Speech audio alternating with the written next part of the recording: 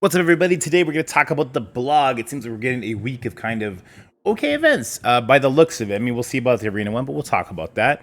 Not broken events. The current Loki Crown Collection event seems to be broken. We're going to talk about why it's not broken, how you don't need to panic about that, and then why we're not allowed to celebrate. Which you guys know, beta ray build, choosing characters. There's a little bit to talk about there, so we'll dive into the characters, why I would suggest people pick who they pick, who I picked, even though that's unlikely to get chosen, and the nonsense, the absolute utter nonsense about why we can't celebrate the way we all want to. All right, let's get into it.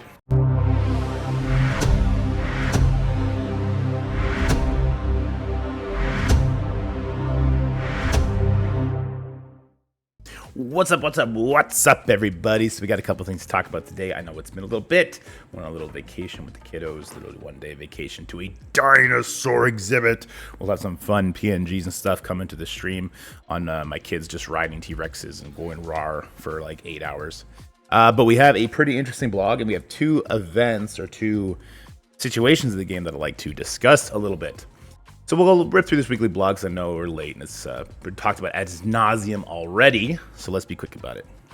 Beta Ray Bill is coming out on the 14th. You're going to be able to get him with Power Cores or his offers. This is going to feed into events that we're going to talk about in a little bit. The showcases, where if you get them unlocked and you get them to gear tier 13, you could take part in the challenge event. Now, I know a lot of people aren't super hyped on these events because it doesn't have those training orbs anymore. I do miss the training orbs. I don't miss that they were used to be weaponized against us and balancing the training orb opening events, so I don't miss that aspect. And I like the teal gear. Just my advice would be don't farm the gear tier 17 at all. The drop rates are horrible. Farm the first 3 nodes, don't use cores on them. They're not great events, it's just nice to have a little more source of teal origin gear. So Defender of Valhalla events is going to be for the Val Monthly. Galactic Warzones. This is going to be earning war credits and supply orb fragment. Where are these supply orb fragments coming from? Battle over Nexus Earth airspace rages on. A strike aims to take control of the skies. This joint alliance mission calls on commanders to collect alliance war credits and open up the allied supply orbs in order to bring home more precious gems of Sidorak. The allied supply orb contain fragments for the Apocalypse Bounty orb containing T2L5 ions. Make sure you earn fragments from Alliance donation boxes. Okay, so more Alliance donations. I got to assume that we're going to be buying milestone points for this one, just with that 5 million gold at the bottom, or maybe, well, there's so much gold in here actually. Maybe this is a way where they're trying to loosen the bottleneck on gold by having these events for later game players. We'll see how that goes. I assume we're going to be opening or able to buy fragments at the very least. So there's that. Mischief returns. Weaponize your arena efforts during this important mission to fortify your Bifrost ranks with shards for Teen Loki. Seek out deceiver orbs from your arena rewards and spend arena credits to purchase special offers in the supply store. To pile up progress towards key mission milestones that not only unload tons of gems of Sidorak, but also get a big payload item into your hands, the Helmet of Glory. Review your arena resources now because the Strike Youth movement kicks off. Okay, this is very worrisome. They need to be very careful with this. You need to be able to be at the very last rung of arena and still get this item for this event not to be absolutely garbage. Let's look at the other rewards in there. We got some T4 ions, not the end of the world. Elite 6, nobody cares. 2 million gold, like that's nice, but it's not game breaking. 30 Mystic Geodes. Is that gear tier 18? Or is that 17? I'm not sure. That'll be a big difference between super worth and super not. We got augmented basic catalyst part. Same. Okay. The rewards don't look game breaking, so I guess we're not too worried about this. I assume this is like not something we're going to be spending arena credits on. Oh, wait, no. In your arena rewards and spend arena credits to purchase special offers in the supply store. Okay, so it's not that we're going to be able to unload our arena credit hordes, but we'll be able to get some things from the supply store. The special offers part is doing a lot of lifting here. It's not like an orb that we can spam by. We'll see how this goes. We'll see how completable this is. Second Sun web milestone. I heard a lot of buzz about this, but this doesn't seem like anything to me. Create milestone mischief with the daily cyber campaign that requires utilizing your power cores. You see in exchange for more Defender of Valhalla milestone progress, log into Strike's secure website to claim your rewards when this mission begins. So all we need to do is spend 250 power cores a day.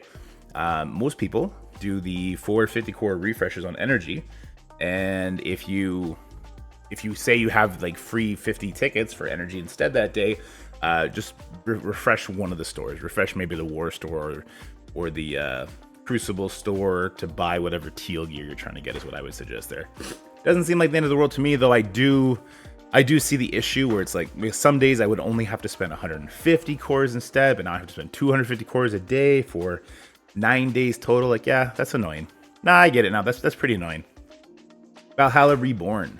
Straight for Commander Fury's desk is the next quick rumble. Okay, just a quick rumble for Rebirth. Nobody cares. These are quick. Spam your blitz charges and you'll be fine. Beta Ray Beatdown. So this is the showcase we talked about earlier. If you get him unlocked, get him up to Gear Tier 13, you can do the challenge mode. Any combination of 2 Bifrost or New Warrior characters. Oh, we actually need a couple other characters now, right? We have Loki. We have Val. They unlocked her very, very, very early on in the milestones, right? If I'm not mistaken. Correct me if I'm wrong there. If you did not buy Team Loki and you have not unlocked Val free to play yet, is this screwing people over and causing them to not want to buy Beta Ray Bill? It seems like it'd be a very stupid move for them, but you never know how it's going to go. Sorry about sniffing. New permanent legendary. I heard about this. This looks great. So more updates on the way to help improve the legendary event schedule and get more legendary shards into your hands. Heading to the event sections on July 12th at 2 p.m. to join Black Bolt and Abima, as the newest permanent legendary events will be Phoenix's Phoenix Rising, Jubilee's like Totally Jubilee, and Adam Warlock's Infinity Watch. That's great. Heading to the event section on July 12th at 2 to join Black Bolt and Abima as the newest. That's awesome. Why leave Adam Warlock off this? I don't know. Put him up there. Don't be silly. Phoenix will unlock at 3 stars, and her Phoenix Rising event will become available starting at Commander level 35. That's great. Yeah, I really like her unlocking lower. That'll help new players quite a bit, especially in War. Just to have her unlocked would be nice. Jubilee will also unlock at 3 stars. Perfect. So this opens the door now to have a somewhat easier time getting a very early raid team, right? Depending where the other X-Men are, I suppose.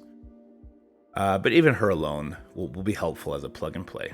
Just with all the blinds and the turn meter rerun on the ultimate with the stun and all that. That could be good. Becoming available starting at Commander level 50. Rounding off the recent updates, Adam Warlock will unlock at 4 stars, and his Infinity Watch legendary event will become available at Commander level 65. I want to take a little bit of credit here. I think the players' voice probably pushed it more.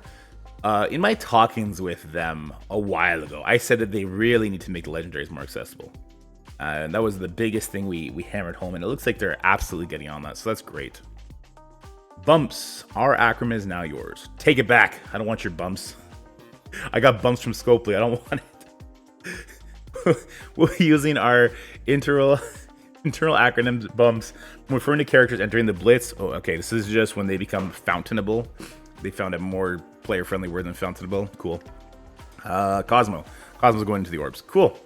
Free Claim Friday. No big deal. All right, cool. Let's go talk about these 2 events that are currently happening in the game, or 2 situations that I think deserve a little bit of screen time. All right, so here we are in game. We're looking at the Glorious Purpose milestone. This is when we are collecting the Loki crowns. Now, I just want to take your attention, or point your attention rather, to the point totals. So you see here we're at 2.3 million, 10,432. You can check your personal contribution to these by going into a campaign node when you haven't farmed yet. Go ahead and grab that crown. You can see 108,320. I'm going to go ahead and earn one of these, and it should go up to 40, right? The final 4 numbers. Yes, there we go. So it contributed properly there. And if we go over to the milestones, it hasn't updated yet. Should see go up to 50 any second now. Maybe not. Was it at 12? Takes a while for these things to update sometimes. There we go, 52.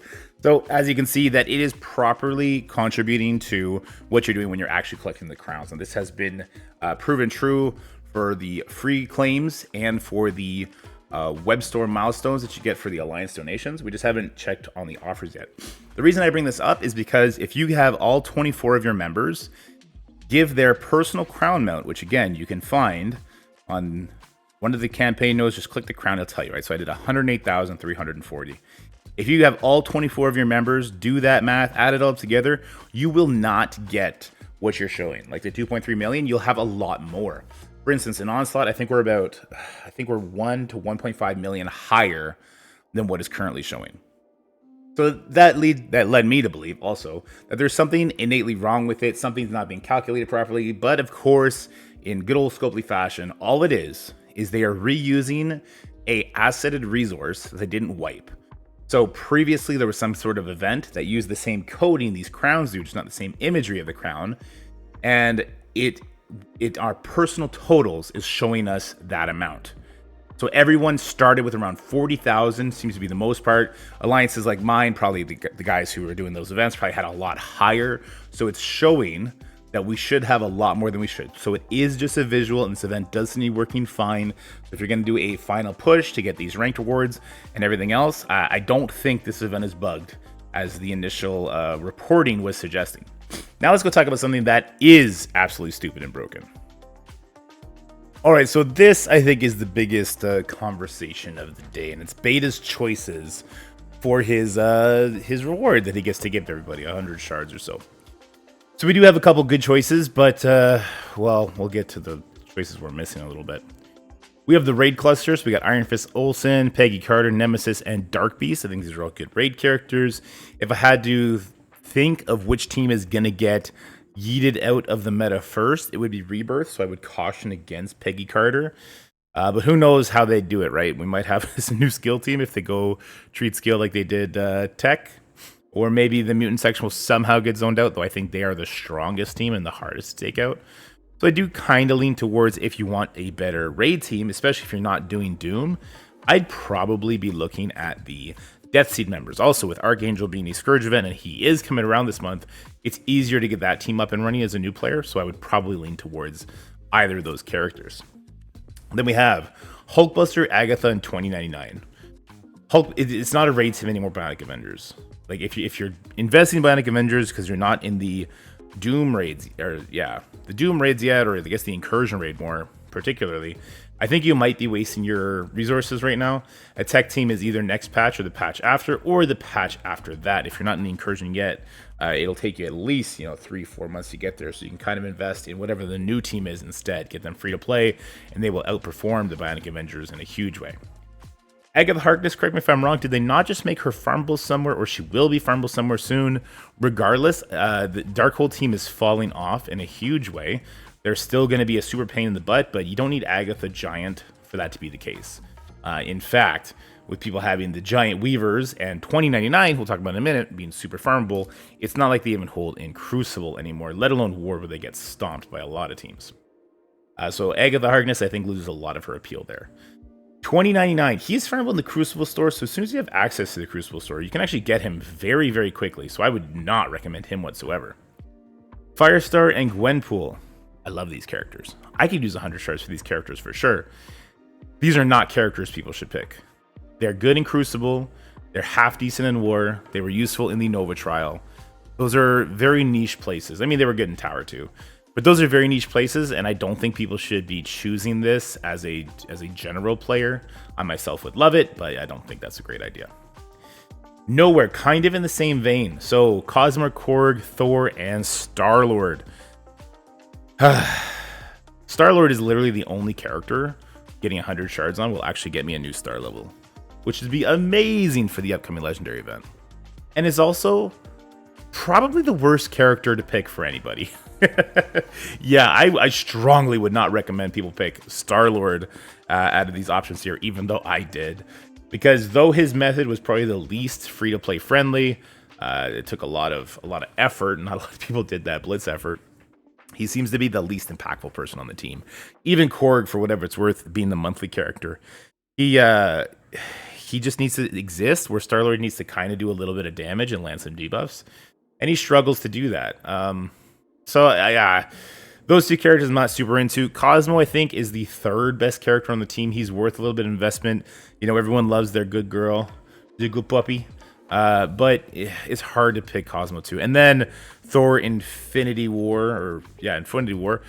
Great character, second best on the team for sure. His damage is second to none, even kind of out damages Nova when he does his ultimate. Love this character, think he's great. I think this Nowhere team, you're going to have them pretty big for the next Nova trial. So I don't hate the idea of one of these characters for the general public, but at the end of the day, raids are where you get the most rewards. You're not going to get it from Crucible, so it kind of takes the New Warriors out. War is kind of a one and done thing, and then this next Legendary event is it's going to be a blip, right? Whereas raids, Every single day you're doing raids. And let's not even talk about that Hulkbuster Agatha 2099. That was just awful.